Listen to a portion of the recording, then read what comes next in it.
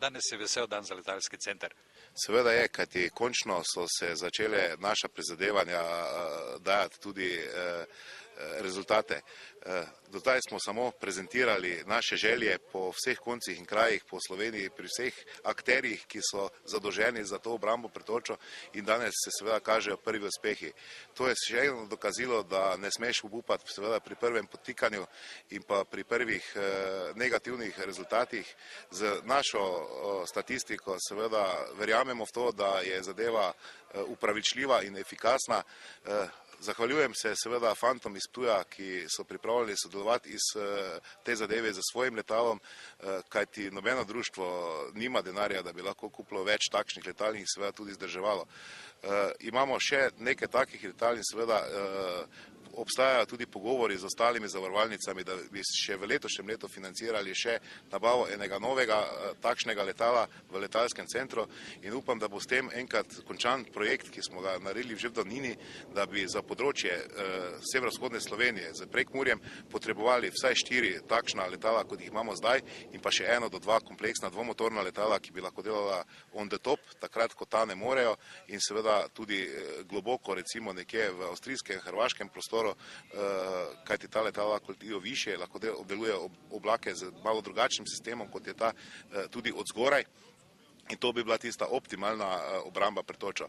Tak projekt bi recimo z investicijami vred stal seveda na neko dolgoročno pogodbo 5 do 10 let med 3 in 4 milijone evrov za tako področje, kar ne dosega niti 10% cene škod, ki so ocenjene samo iz ene nevihte. Tudi mi, bom rekel, želimo za našimi aktivnostmi biti predvsem koristni ali pa predvsem delati dobro.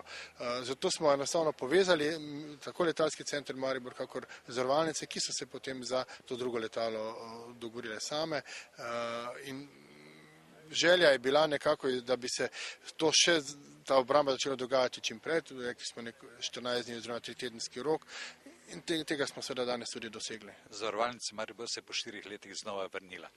Seveda, gledajte, Ministrstvo za kmetijstvo z načelom gospodom Pogačnikom je uspelo najti konsens v Sloveniji, tudi pritegniti ta največjo zavarovalnico sodelovanje v obrambi proti toči, in glede na to, da opremljamo še eno letalo, smo z veseljem pristopili, ker prej pred 4 leti, ko smo nehali, smo seveda sodelovali sami, in kljub temu, da smo sodelovali v tem pilotskem projektu, smo vsako leto izplačali velikanske škode.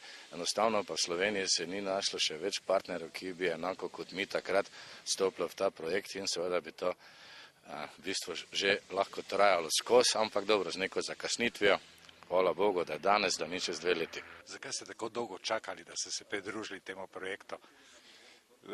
Moram reči, da sem prvič v bistvu strani kolegov od Mariborske zavarovalnice danes slišal, da se je pred 4 leti oziroma že prej na tem delalo.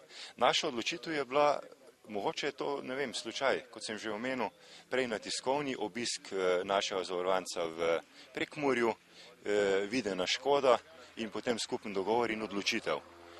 Tako da, zakaj recimo ni bilo prej nekega dogovora med zavarovalnicami ali pa našega pristopa, težko komentiram.